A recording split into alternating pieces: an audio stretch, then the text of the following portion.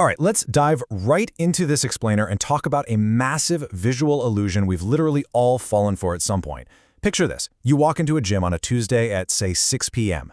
Every single treadmill is taken. The weight room is packed, music's blaring, and there's a line just to get past the front desk.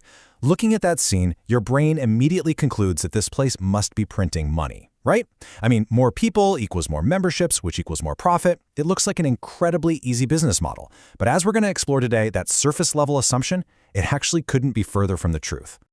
But here's the crazy part. That crowded weight room, it's actually lying to you. It's the 1 hour of the day that gives you the absolute worst read on the business. If you're judging a gym's financial health by its peak hours, you are missing the underlying mechanics of the industry entirely. The visible crowd on that gym floor tells you absolutely nothing about whether the underlying financial structure can hold up. Why? Because the people sweating on the equipment aren't actually the ones driving the profit margin. To really get it, you have to completely shift how you look at the industry.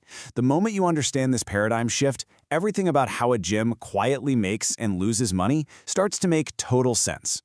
Fundamentally, a gym is not a fitness business. It is a subscription business that just happens to have dumbbells inside of it. Whether we're talking about a budget $10 a month warehouse or a luxury $150 a month health club, they are all playing the exact same subscription game. They're just making different pricing bets. So, how is this game actually played? Well, what do you think it costs just to unlock the front doors on opening day? You might be thinking the expensive part is the equipment, but honestly, turning an empty commercial concrete box into a safe space for sweating humans requires a massive upfront investment. Before you sell a single membership, commercial landlords are going to want 3 to 6 months of rent upfront as a security deposit. Then you need specialized rubber impact flooring so dropped barbells don't crack the concrete. That alone can run up to 40 grand. Add in extensive locker room plumbing for up to 50,000 and floor-to-ceiling mirrors for another 12,000. And then there's the stuff you can't even see. 2,000, that is the number of cubic feet of fresh air per minute that building codes legally force you to pump into a mid-sized gym with 100 people in it. A standard retail space simply cannot handle the heat and moisture of human bodies working out. So, you aren't just plugging in a fan, you're installing a $50,000 industrial HVAC upgrade before a single paying customer even walks through the door. Okay, now let's talk about the equipment trap, because this really builds the pressure on new owners. You need anywhere from $40,000 to $250,000 in machines. Now you have a choice. Buying them outright drains the exact cash reserves you desperately need to survive your slow early months. But leasing them, that locks you into roughly an 8% interest rate, and those payments are a fixed contractual obligation. Even if your membership totally dries up and you go bankrupt, that monthly payment follows you right out the door. Which brings us to the absolute most fascinating reality of this business. The entire economics of a gym relies on a jaw-dropping statistical bet.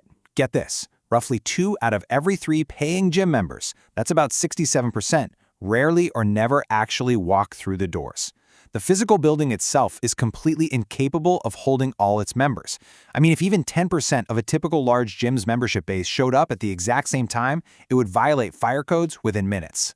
This leads to a completely counterintuitive truth. In the pure language of economics, your most dedicated, daily regular is actually a liability.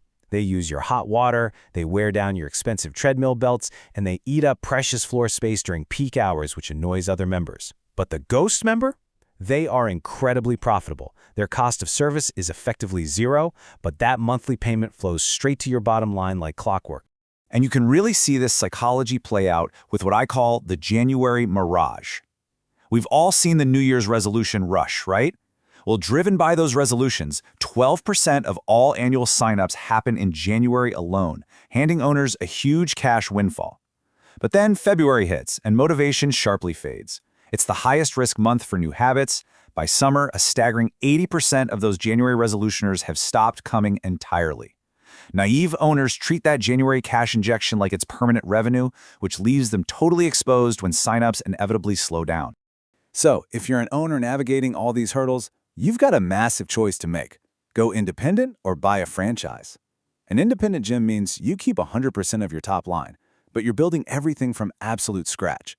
A franchise, on the other hand, gives you a proven playbook and corporate purchasing deals, but it permanently taxes your gross revenue.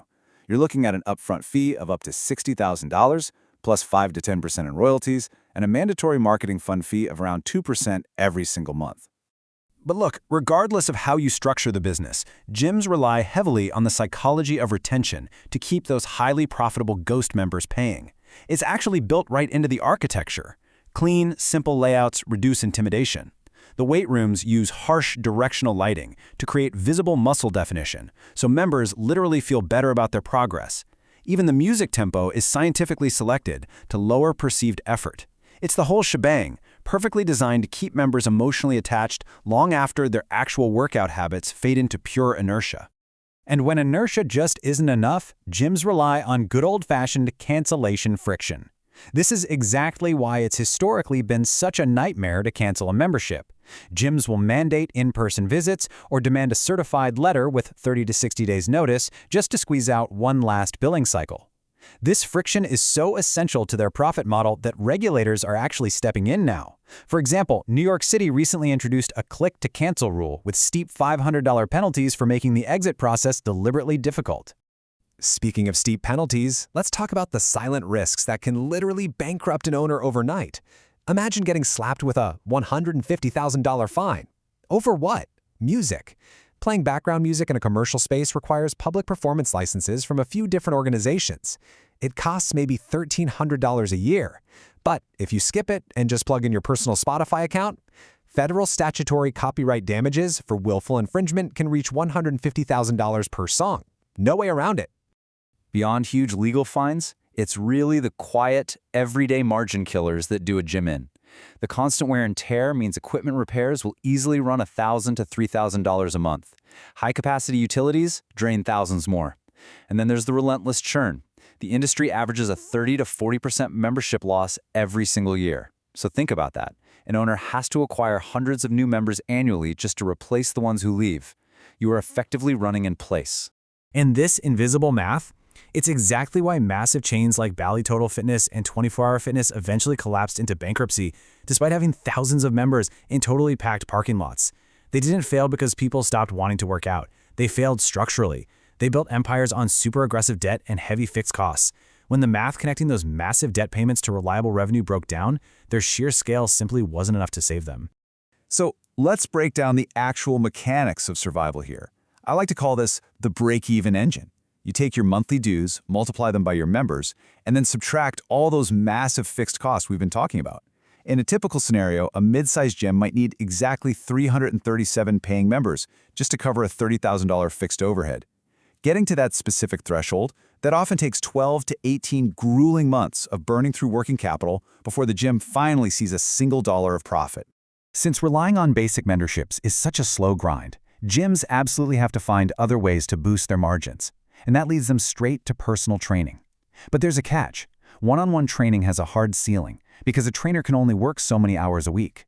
To break that ceiling, smart gyms shift to semi-private group formats. Having 4 clients pay $40 each suddenly doubles your hourly revenue to $160. It's a total game changer for the bottom line. When you zoom out and put this all together over a full year, it becomes a crazy high-stakes balancing act. In a perfect, optimistic scenario with low churn and a solid neighborhood fit, the business might generate $500K to $1.5 million in revenue with a 10 to 20% margin, and an independent owner can take home up to $180,000 a year. But realistically, just one budget competitor opening 2 miles away or slightly higher equipment repair bills can silently flip a packed gym from a double-digit margin into an outright financial loss. Which brings us to the ultimate takeaway of this whole explainer. If you really want to understand the economics of the fitness industry, you have to look past the crowded weight rooms. Opening a gym was never really about how many sweating people you can pack onto the floor. Structurally and financially, the real test is this. Can your business model survive on the people who stop showing up? And as a new wave of at-home digital fitness continues to evolve, you really have to wonder, how long can the traditional gym keep surviving on ghosts?